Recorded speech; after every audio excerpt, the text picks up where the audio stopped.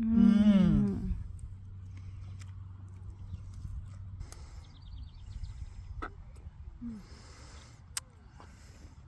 This is so good. So, magandang araw mga katripa, no? Nakikita at nababasa nyo naman, strawberries.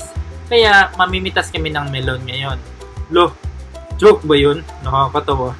Anyways, so, ayun na nga, ito yung first na strawberry picking experience ni Madam. Kaya pinush namin kahit nakikita nyo naman, tirik na tirik yung araw, no? Mainit talaga. So, hayaan nyo na para hindi magtampo. Ayan, papasok na kami sa strawberry farm. At from there, medyo malayo-layo pa yung mismong spot na pipitasan namin. Kaya samahan nyo na muna kami mag-drive ng saglit papunta dun sa spot. So anyways nga pala, hindi masyado marami yung pipitasin namin kasi dalawa lang naman kami na Madam. Kaya kukunti lang yung pipitasin namin kasi hindi namin mauubos yan. So, habang hinihintay namin yung tagabantay, purong posing lang muna si Madam, kahit init na. So, yan po yung pinaka-strawberry field, ang lawak, Pero maliit pa lang yan. So, ito yung price list nila. Yung 2 liters lang yung binili namin ni Madam kasi nga hindi namin maubos pag sobrang dami. So, ayan na nga, nabigyan na kami ng basket at papasok na kami. Tingnan mo, purong posing na naman yan si Madam. Diba?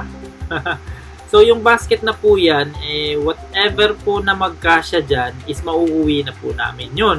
Kaya, syempre, Pilipino tayo, gagawin natin punong-puno yan. Makikita nyo mamaya.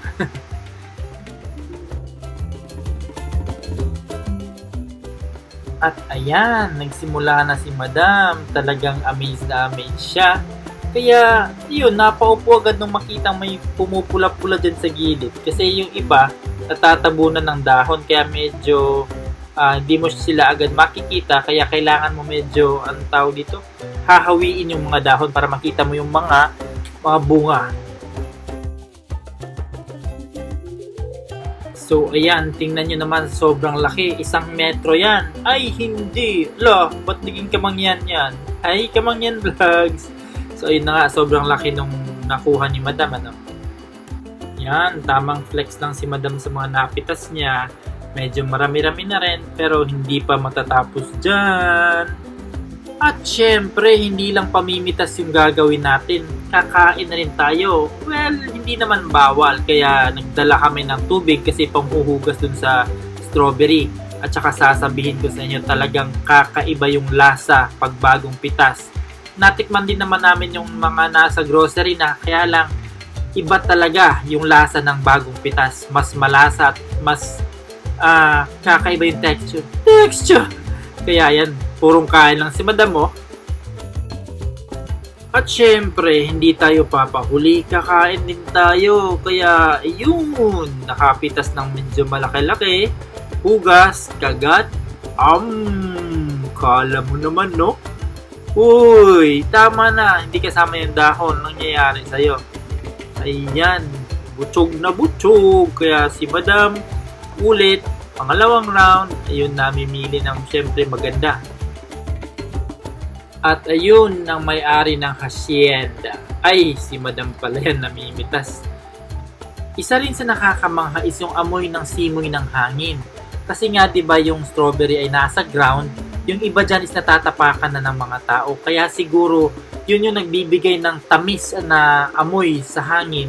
So, every time na iihip yung hangin, talagang napakabango ng paligid.